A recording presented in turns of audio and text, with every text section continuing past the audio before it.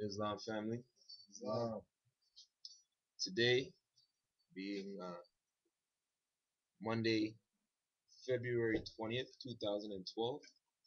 It's Family Day here in Kananta, Canaan Land, Al Maraksa. Um, it's also President's Day. So, because there was a Continental Congress, which included delegates from all the indigenous peoples, mostly indigenous peoples, and the European colonists, that President's Day, right, which reflects that, we're going to also honor that, and we're going to do a presentation on that today. So before we start, we rise with a prayer. Rise and give honors to our Holy Prophet Noble Drew Ali, to all the honorable and active Moors.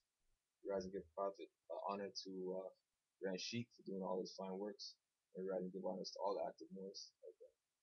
So Allah, the Mother and Father of the universe, Allah, the Mother and Father of the universe, the Mother and Father of love, the Mother and Father of love, truth, peace, peace, freedom, freedom, and justice. and justice. Allah is our protector, Allah is our protector, our guide, our guide, and our salvation. and our salvation. By night By night and by day, and by day, to visit our Holy Prophet, we visit our Holy Prophet, Noble Drew Ali. Noble Drew Ali. Amen, Amen, Amin, Amin, Ashe, Ashe, Hotep, Hotep, Silah, Silah, Islam. Islam.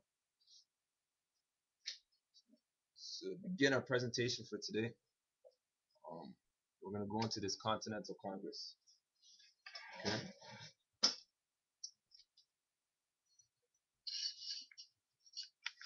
So, what was the Continental Congress? There were two governments in the so-called North American region, Amexem, Atlantis, or Aztlan. One was the Moorish federal government, the Continental Congress, and the other was a European state and the corporate pseudo-government. Examine the back of the $1 Federal Reserve note, the fiat IOU. There are two national seals, a pyramid and an all-seeing eye. Um, so, and the eagle on the other phoenix represents Heru, which symbolizes the spiritual soul. The eagle seal represents the Caucasian European order that was given permission to establish a separate provisional government. The reason for the symbol of the eagle is historically related to all of the ancient symbols of our ancestors. It is from another perspective explained in the Bible's book of Hosea chapter 8 verses 1 to 3. Set the trumpet to your mouth. He shall come as an eagle against the house of the Lord, because they have transgressed my covenant and trespassed against my law. Israel shall cry unto me, my God, we know you. Israel has cast off the thing that is good. The enemy shall pursue him. And this is being taken from First World Order. That's Alim Nutupak El Bey, aka Alim Bey. So further on, there were 8 Continental Congress presidents. The presidents were Moorish presidents of the Moorish federal government. As previously mentioned, the impostor George Washington, aka Adam Weishaupt, at the age of 9 years old, cutting down the cherry tree.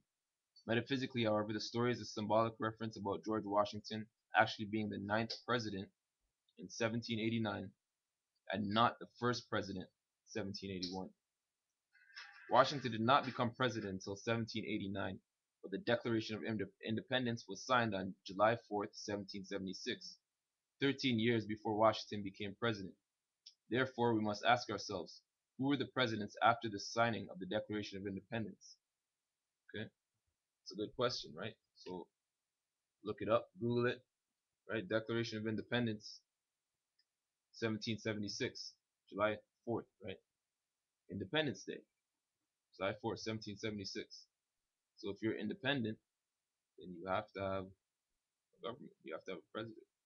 And even what we see now with these countries like Iraq, where um, other nations go in, other bodies go in and take out the leadership. Well, they're up. There has to be a new leadership. If it takes weeks, months, maybe a few years, but 13 years? No. So 13 years, there was something called a Continental Congress assisting this newly developed independent USA. Okay.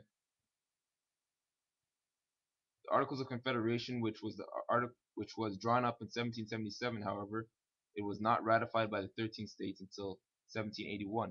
In 1781, the Articles of Confederation established the League of the 13 States rather than a strong central government, provided for the continuance of Congress.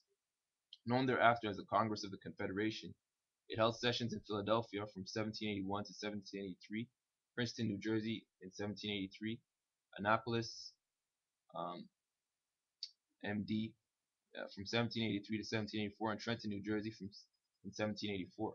5 sessions were held in New York City between the years 1785 and 1789. The Articles of Confederation only allowed a president to serve a 1-year term during any 3-year period. In 1782, John Hanson, a Moore, became the first president under the Articles of Confederation.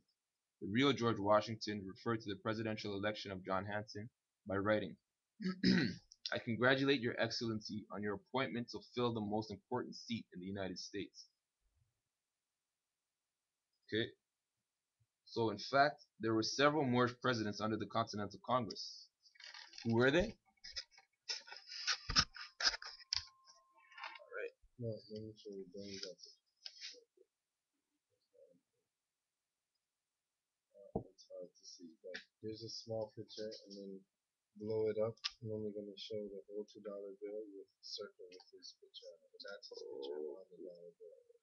We don't have a I can't bigger blow one that than up that. bigger than that. This is on the back. Oh no, it's on the back, I guess, of the $2 bill. $2 bill. Yeah. And then we'll So- show you where it is placed on the $2 bill. Yeah, and then if anything, we'll send that link. Go onto Ustream, go into the chat, and just put the link on there. Okay. Anything maybe, whatever, in the tags or whatever. So that's zoomed in. I've never actually seen it that zoomed in before, and now that I see it, that's a brother there sitting there, right? Like I've seen it before. I've seen an actual $2 bill, looked at it, but yeah, it takes some magnification in order for you to see that brother. And this is it. Circled on the bill. There it is. Also, Just one there's the second. placement. Hold on. There's the placement of that brother on that bill. So as you can see, yeah, he's there. But you need to, if you have a magnifying glass or if you have, check out that site. Yeah, you're sending it right now. Send the link. Just send it in the chat. So, we talked about there were several Moorish presidents under the Continental Congress, and we want to know who they were. What were their names? Okay, so number 1, Peyton Randolph, Peyton Randolph, Randolph,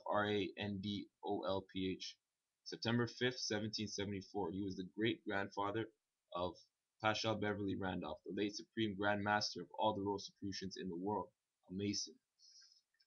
Okay. This is from the same book, First World Order. Number 2, Henry Middleton, October 22nd, 1774. Number 3, Peyton Randolph again, May 10th, 1775. Previously mentioned, a Mason. John Hancock, May 24th, 1775. He was also the first to sign the Declaration of Independence, a Mason. Right? He was the first, and he's the one whose signature is really, really big. That's why the term sign. Right. And that's where the phrase "sign your Hancock" comes from. Or when you're gonna sign something, and ask for your John Hancock.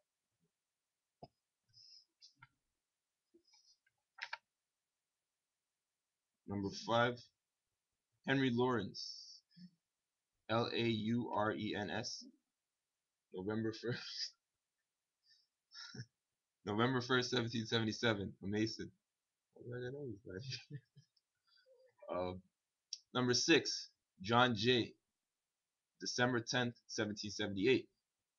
Number 7, Samuel Huntington, September 28th, 1779. And number 8, Thomas McKean, July 10th, 1781. Right? So that brings us to presidents presidents of the Continental Congress. Okay. Now it says after which 8 other Moors followed as president. 10 of the signers of the Articles, 9 signers of the Declaration, and 13 signers of the Constitution, and only this number were or would become Freemasons. Even so, this is an excellent percentage of the participants, right? So, going back to those first 8, there was Peyton Randolph, who was a Mason. Um, he served twice, and then there was John Hancock and Henry Lawrence. The other 4 aren't mentioned as Masons. Okay. So even so, this is an excellent percentage of the participants. It should be noted that Edmund Randolph, Governor and Grand Master of Virginia, although an important participant in the Constitutional Congress, did not sign the document. He did, however, fight for its ratification.